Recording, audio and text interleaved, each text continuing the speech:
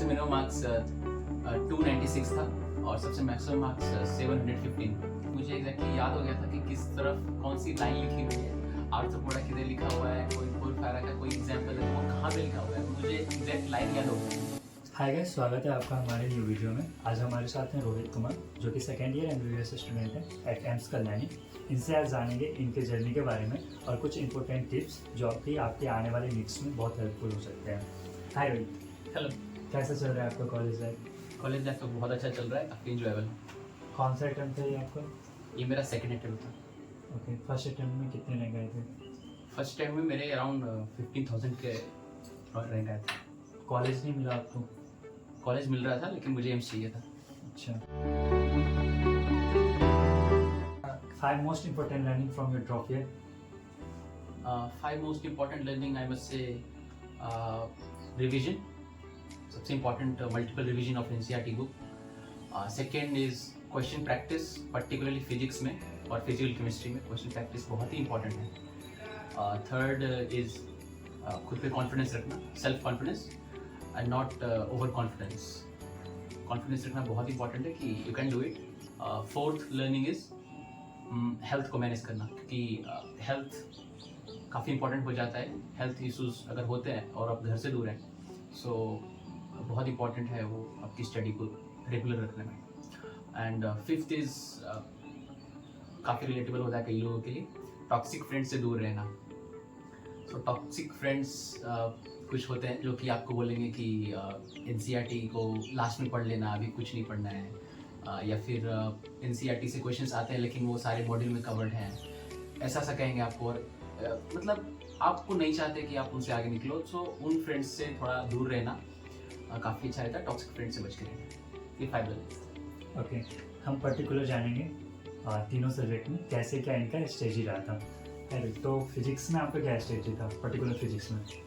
Physics के लिए मैं एलन के मॉड्यूल्स काफ़ी अच्छे से सोल्व किया था, और मेन चीज़ होता है कॉन्सेप्ट बिल्डिंग।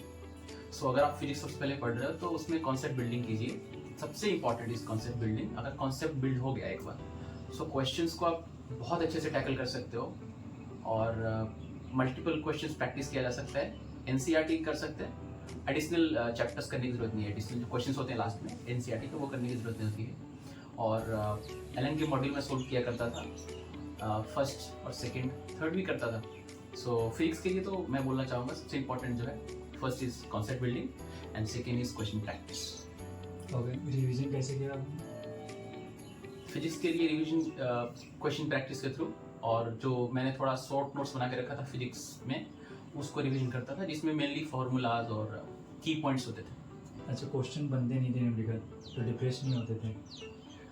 नहीं, जो क्वेश्चंस मुझसे फर्स्ट अटेम्प्ट में नहीं बनते थे उसको मैं मार्क कर लेता था और उसको बार बार मैं प्रैक्टिस करता था। अगर उससे रिलेटेड मुझे कोई कॉन्सेप्ट नहीं आता था तो मैं वो टीचर से डिस्कस करता था और उसके बाद क्वेश्चंस को सॉल्व करता था। ओके, NCERT इम्पोर्टेंट है फिजिक्स के लिए? अभी जो ट्रेंड चल रहा है नीट के क्वेश्चंस पैटर्न का फिजिक्स में, उसके अकॉर्डिंग NCERT को जरूरत नहीं है पढ़ने की। NCERT के बिना भी हो सकता है। मॉडर्न फिजिक्स के लिए? मॉडर्न फिजिक्स के लिए NCERT इंपॉर्टेंट है, क्योंकि उसमें काफ़ी ऐसे पॉइंट्स है, फैक्ट्स है जो कि आपको याद रखना पड़ता है। Okay, then come to chemistry. What about chemistry? Chemistry में 3 सेक्शंस होते हैं, फिजिकल, ऑर्गेनिक और इनऑर्गेनिक। फिजिकल के लिए जो फिजिक्स जैसा ही अप्रोच होता है, पहले कॉन्सेप्ट थोड़ा बिल्ड करना होता है और उसके बाद क्वेश्चन प्रैक्टिस। ऑर्गेनिक के लिए NCERT मस्ट है, NCERT को बिल्कुल पढ़ना है। हर एक रिएक्शंस को, जो नेम्ड रिएक्शंस है वो बहुत ज़्यादा इंपॉर्टेंट होता है, तो उनको पढ़ना होता है। और इनऑर्गेनिक के लिए NCERT is like Bible. NCERT को पढ़ना ही है इनऑर्गेनिक, क्योंकि हर लाइन से क्वेश्चंस बन सकते हैं नीट में। ओके, तो ऑर्गेनिक में आपने बताया कि NCERT पढ़ना है, तो जैसे नेम रिएक्शन थे तो ये याद कैसे करते थे?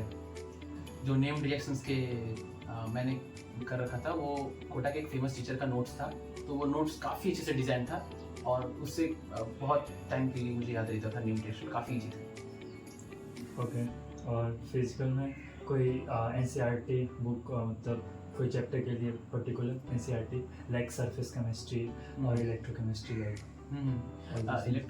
इलेक्ट्रोकेमिस्ट्री और सरफेस केमिस्ट्री तो एनसीईआरटी से मस्ट है पढ़ना. ओके, इनऑर्गेनिक कैसे याद करते थे? बिकॉज लॉट्स ऑफ एक्सेप्शन ना. सो इनऑर्गेनिक के लिए एनसीईआरटी के हर लाइन इंपॉर्टेंट होते हैं और बायोलॉजी की तरह ही अप्रोच है. मल्टीपल रिवीजन करना है और जो रिएक्शंस हैं उनको याद रखना है और बाकी फैक्ट्स ही हैं जो एनसीईआरटी से हमें याद रखना होता है, तो वो रिवीजन से, मल्टीपल रिवीजन से करते ओके,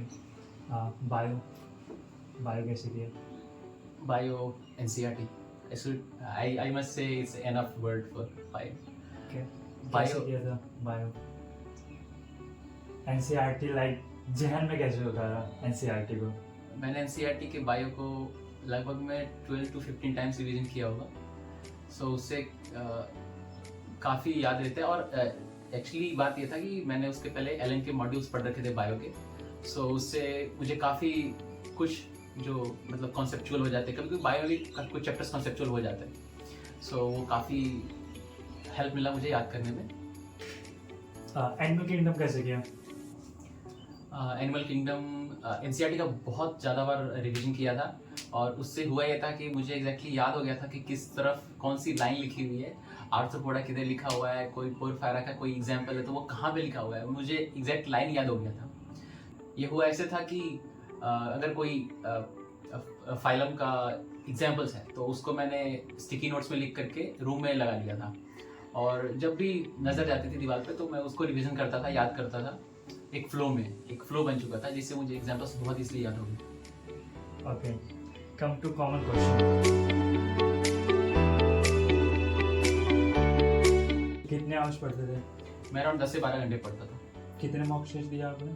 मैंने 60 मॉक टेस्ट दिए होंगे. सबसे मिनिमम मार्क्स क्या था और सबसे मैक्सिमम मार्क्स क्या था? सबसे मिनिमम मार्क्स 296 था और सबसे मैक्सिमम मार्क्स 715. तो कैसे इम्प्रूव किया 296 से 715? मैंने क्वेश्चंस को एनालाइज करना चालू किया. पहले एनालाइज नहीं करता था. क्वेश्चन जो पूछते थे उनको आकर के घर पे उन टॉपिक को रिवीजन करता था जिनसे मैंने क्वेश्चंस गलत करके रखे और जो टॉपिक्स मेरे वीक हैं या फिर जो मैंने सिली मिस्टेक्स कर रखे हैं उस पर मैं वर्क करता था.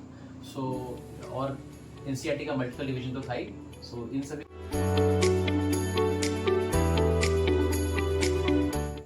Most important advice for upcoming NEET aspirant? Most important advice तो यही है कि एटलीस्ट 2 मंथ पहले सारा सिलेबस कवर कर लो अच्छे से और क्वेश्चन प्रैक्टिस भी अच्छे से कर लो. उसके बाद लास्ट के 2-2.5 मंथ में मॉक टेस्ट काफ़ी ज़्यादा दो, चाहे वो किसी भी कोचिंग का हो. क्वालिटी मॉक टेस्ट देना होता है और 40-50 मॉक टेस्ट लगा लो लास्ट में और जो भी एग्ज़ाम देके आ रहे हो मॉक टेस्ट, उसके बाद उस टॉपिक को पर्टिकुलरली जो गलत हुआ है उसको टॉपिक को काफ़ी अच्छे से स्ट्रॉन्ग कर लो जिससे वो दोबारा अगर कहीं पूछ रहा है तो उससे गलती ना हो. और लास्ट के मंथ में सबसे इम्पोर्टेंट होता है कि हेल्थ पे भी ध्यान रखना क्योंकि हेल्थ नहीं बिगड़नी चाहिए. उसके बाद नंबर ऑफ जो मॉक टेस्ट है वो लास्ट में जाते जाते ऐसा होना चाहिए कि लास्ट के कुछ दिनों में 2-2, 3-3 मॉक टेस्ट पर डे हो जाता है. सो इस पर भी वर्क कर सकते हैं. Okay, thank you Rohit.